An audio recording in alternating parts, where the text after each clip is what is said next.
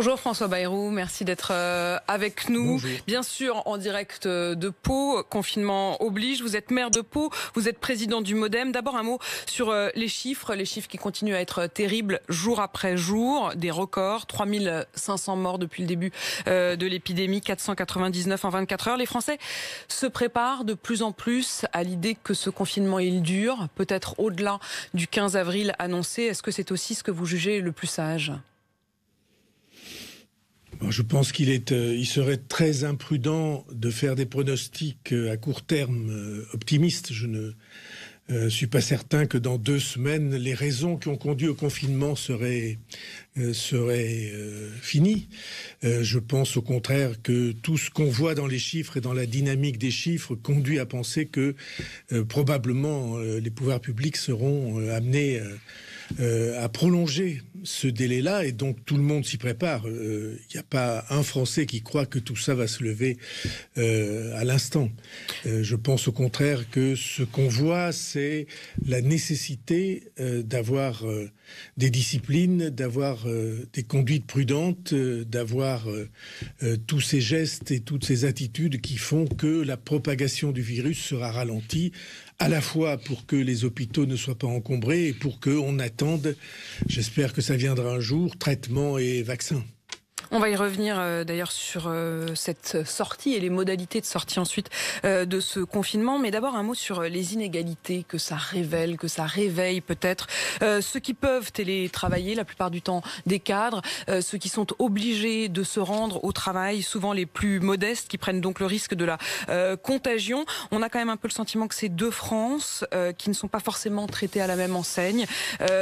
Comment est-ce que vous voyez ce risque éventuel d'explosion des inégalités ? Je pense que tout le monde a conscience que chacun où qu'il se trouve a des responsabilités et des devoirs. Alors il est vrai que ceux qui sont dans le travail manuel, dans les interventions, je pense aux équipes qui sont les équipes des communes, des départements et des régions, ceux qui font que les autres peuvent vivre, ont évidemment des responsabilités particulières. On a organisé des équipes qui se relaient, et puis il y aura, je le pense aussi, des gestes à faire pour montrer que on tient compte. Mais c'est vrai qu'il y a des gens de vie différenciés. C'est pas la même chose. Oui, des gestes financiers, je voulais dire des primes. C'est vrai que c'est pas la même vie ni le même confinement lorsque vous avez une maison et un jardin, même petit, et lorsque vous avez un petit appartement pour une famille nombreuse. Et c'est vrai que de ce point de vue-là, les tensions augmentent, les tensions à l'intérieur des couples, les tensions avec les enfants. Il y a même parfois une augmentation des violences. C'est vrai, c'est pas la même vie. Et c'est pourquoi il faut être très attentif à la manière dont on régule le confinement selon les quartiers et selon les espaces de vie où l'on est. François Bayrou, vous parliez à l'instant de gestes éventuels. Le gouvernement a mis en place un certain nombre de systèmes, notamment pour les entreprises, mais de manière plus immédiate, quand on parle, comme vous le faisiez à l'instant, de ceux qui doivent aller travailler, on pense bien sûr aux manutentionnaires, aux caissières, à tous ceux qui sont dans la logistique du transport, qui assurent aujourd'hui la chaîne alimentaire également. Est-ce qu'il faut systématiser les primes? Est-ce qu'il faut que le gouvernement y contraigne les entreprises? Quelle est votre position ? Bon, je crois que c'est un devoir que les entreprises exercent au nom de la collectivité, que les collectivités locales elles-mêmes doivent exercer. C'est un moment qui est très dur, et dans ce moment très dur, il faut au minimum qu'il y ait des gestes de reconnaissance.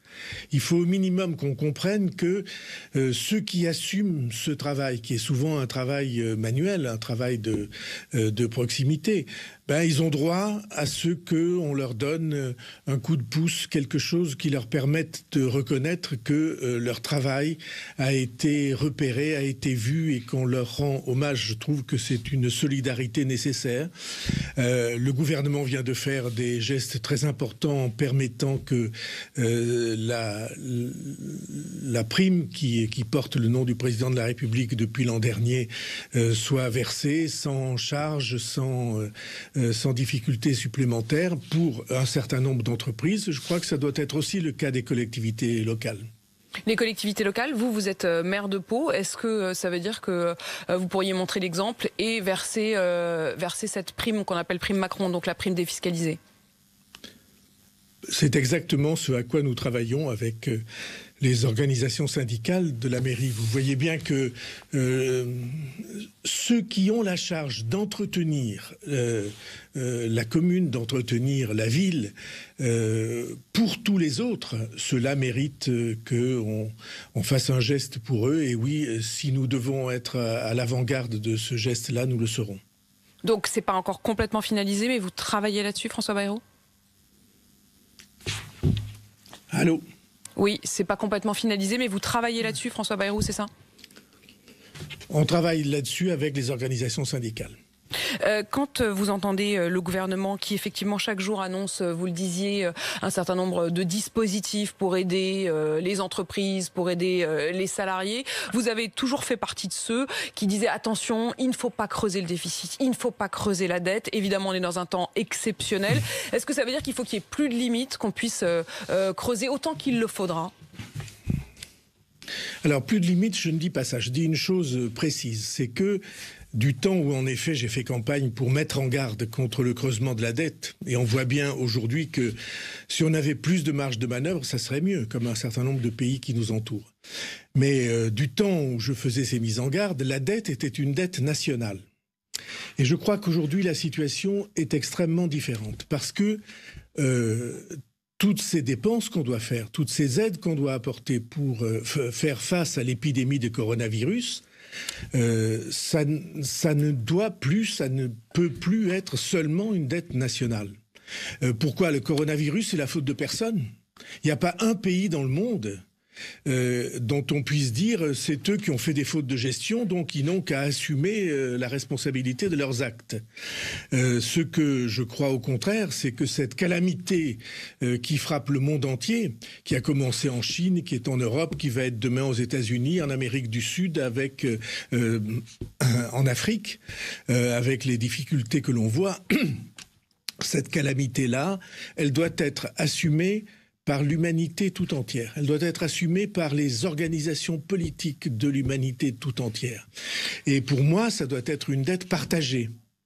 Il faut que les banques centrales, la Banque centrale européenne a déjà fait un certain nombre de choix qui sont justes, la Banque centrale américaine est allée encore plus loin, il faut que les banques centrales s'entendent pour que cette catastrophe qui fasse l'humanité, elle soit assumée dans ses conséquences par l'humanité tout entière. Est-ce qu'il faut créer une nouvelle organisation au-delà des banques centrales? Est-ce qu'il faudrait, comme on a créé à un moment l'ONU, imaginer de nouvelles instances de direction pour effectivement mettre en commun ce fardeau?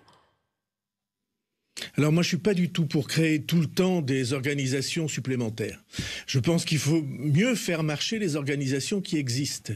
Et la coopération des banques centrales, vous voyez bien que qu'elles soient officielles ou officieuses sur l'espace de la planète, elle existe en réalité entre la Banque centrale américaine et la Banque centrale européenne. Vous voyez qu'il y a une réflexion partagée.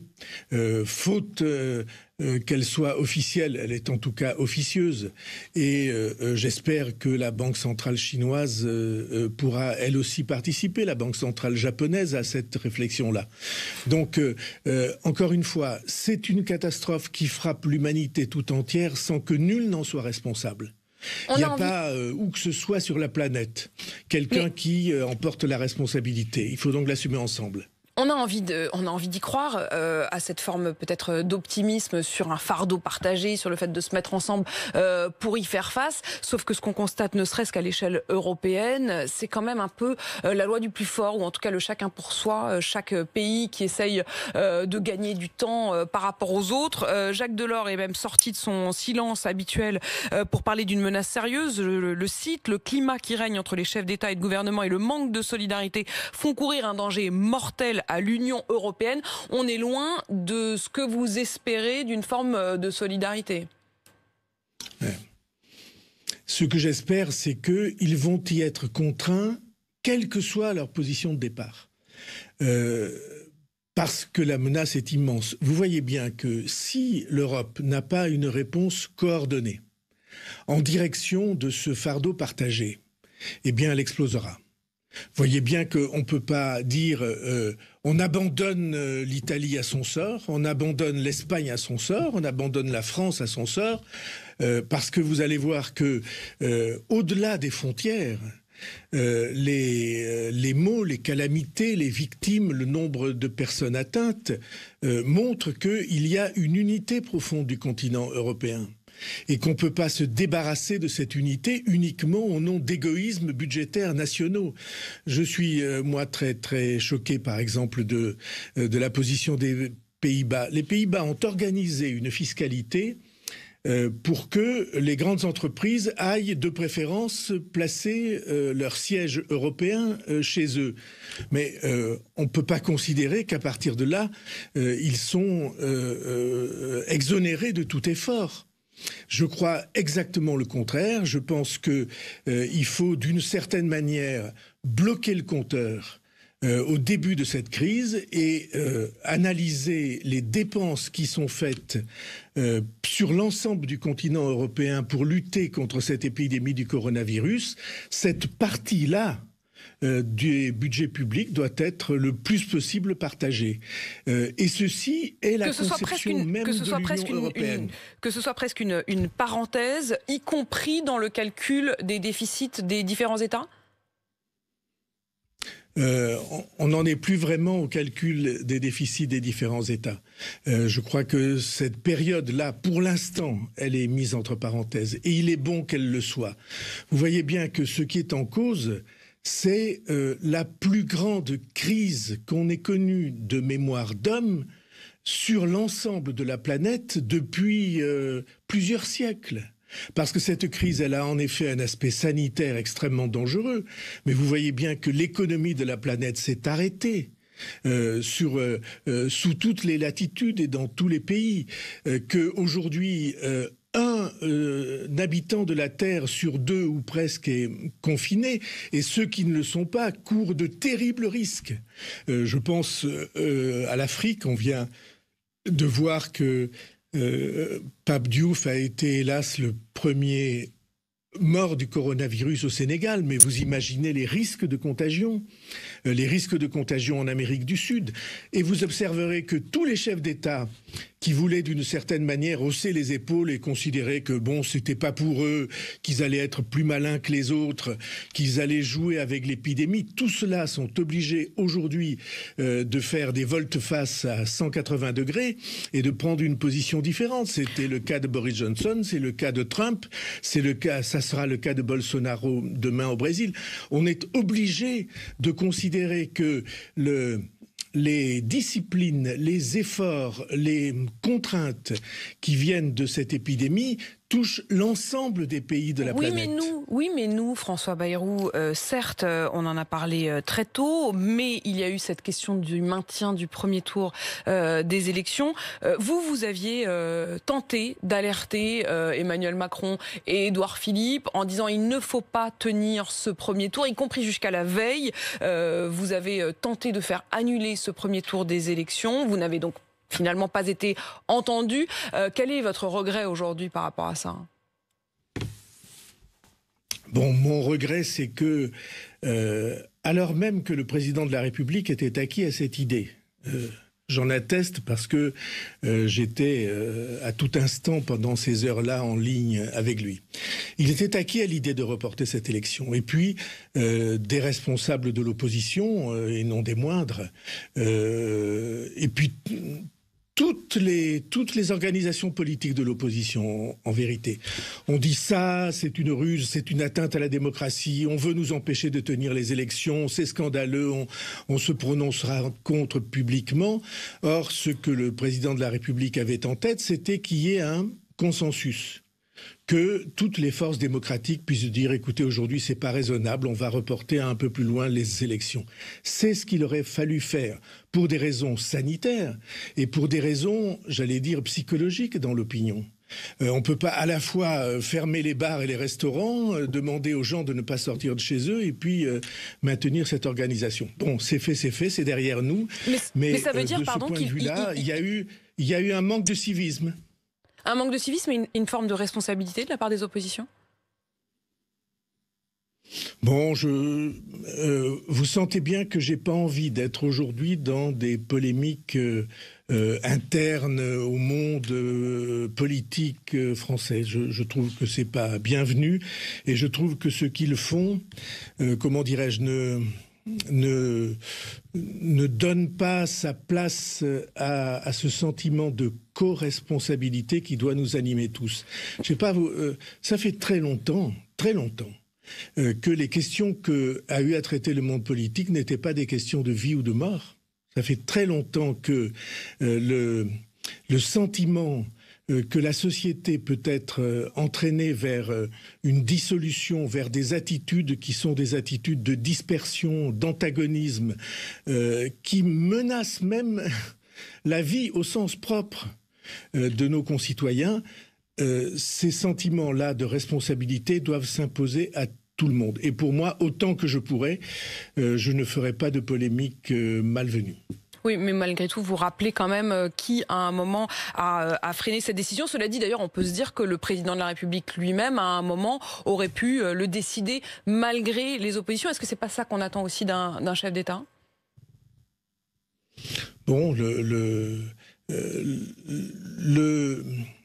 le sentiment de la plus grande responsabilité d'un chef d'État, en tout cas, je crois, tel que le président de la République le ressentait à cet instant, c'était que le pays soit uni. C'était que on n'aille pas à des décisions en ordre dispersé. Alors, pour ma part, j'avais le sentiment que le risque était grand, mais je comprends aussi qu'on puisse dire on va entraîner tout le monde, on va pas se lancer dans des décisions qui pourraient apparaître des uns contre les autres. Aujourd'hui, on est donc, en tout cas, dans ce confinement dont vous dites vous-même qu'il sera sans doute amené à durer. Essayons quand même de commencer à nous projeter vers l'après. Il y a la question sanitaire et puis la question économique. Sanitairement d'abord, ce confinement, il y a une question de sortie, mais aussi des modalités de sortie. Comment vous imaginez la suite ? Est-ce que du jour au lendemain, on pourra claquer dans les doigts et repartir vers une vie comme avant, ou est-ce qu'il faudra le faire de manière progressive? Bon, d'abord, c'est la question essentielle.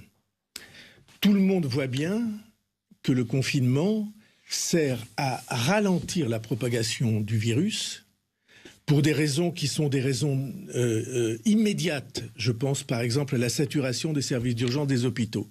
Et pour des raisons qui sont de plus long terme. Est-ce qu'on va pouvoir avoir tous les équipements nécessaires ? Est-ce qu'on va pouvoir avoir tous les tests nécessaires ? Est-ce qu'on va pouvoir expérimenter des traitements ? Enfin, tout cela sont évidemment des questions qui demandent à avoir un certain délai pour qu'on puisse les organiser. Donc, le confinement, c'est la mesure d'urgence la plus importante et tous les épidémiologistes sur toute la planète sont d'accord sur ce sujet. Mais évidemment, tout le monde voit bien que ça ne va pas suffire à arrêter le virus. Et donc, ce qui est très important, c'est que les citoyens puissent se faire une idée, nos concitoyens, de la manière dont on va sortir du confinement. Quelle sera l'étape d'après ? Moi, ce que je crois, c'est que quand on regarde ce qui s'est fait ailleurs, en Corée du Sud par exemple, on voit qu'il y a une mesure dont on n'a pas les moyens encore aujourd'hui, je sais bien parce qu'à Pau nous y travaillons tous les jours, c'est une capacité de détection généralisée. Qu'on puisse, lorsque le moment viendra de lever le confinement, qu'on ait les moyens de voir qui a été atteint par le virus, qui est porteur du virus dans le moment présent et qui n'a pas été atteint. Il se trouve que les tests que nous avons aujourd'hui, sans vouloir faire de précision technique, mais les tests que nous avons aujourd'hui sont des tests qui mesurent la présence du virus au moment où on fait le prélèvement. Mais il y a d'autres systèmes de détection qu'on appelle sérologiques et qui regardent dans le sang la trace de la contamination du virus. Le fait de l'avoir eu. Récente ou très antérieure. Le fait de l'avoir eu, parce qu'en principe, je dis en principe parce que les débats médicaux, comme vous savez, sont très importants, en principe, lorsque on a rencontré le virus, on est vacciné d'une certaine manière. Et donc, on est à l'abri d'une recontamination, sauf dans des cas extrêmement marginaux. Vous seriez favorable, idéalement, à un test quasi généralisé pour pouvoir vérifier effectivement qu'on a les anticorps, qu'on l'a bien eu. Mais vous le disiez vous-même, vous disiez dont on n'a pas les moyens aujourd'hui. Est-ce que c'est pas tout le problème malgré tout ?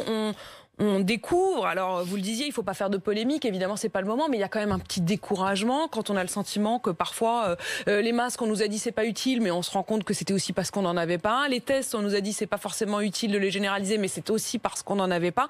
Est-ce qu'on aura les moyens à temps pour pouvoir sortir de cette crise avec des tests généralisés comme vous l'évoquez ? Alors il y a deux questions dans votre question. La première c'est est-ce qu'on aura les moyens de cette détection-là? Je crois que oui.